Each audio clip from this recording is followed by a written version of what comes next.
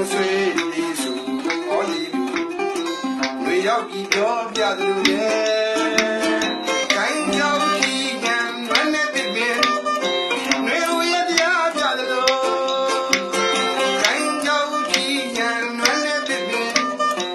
တွေရတရားပြသလိုလွမ်းသမားလေးလွမ်းသမားလေးဒီလိုစုမောက်တွေလို့ခေါ်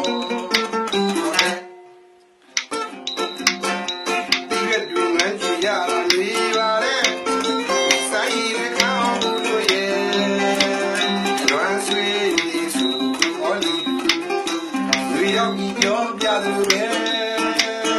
ကိုင်းကြောင်ကြီးကနွမ်းနဲ့ပြပြဝေဝေးပြပြသလိုကိုင်းကြောင်ကြီးကနွမ်းနဲ့ပြပြဝေဝေးပြပြသလိုအလွမ်းသမားတွေ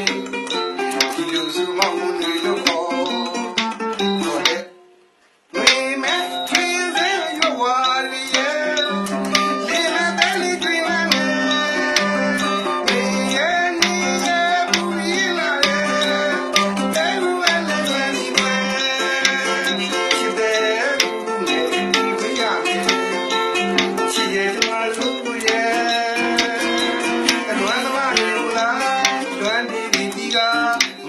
မောင်တွေလို့ခေါ်တဲ့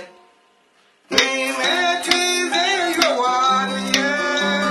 နေမဲ့ကလေးတွေနဲ့ဒီရဲ့ဒီလာရဲ့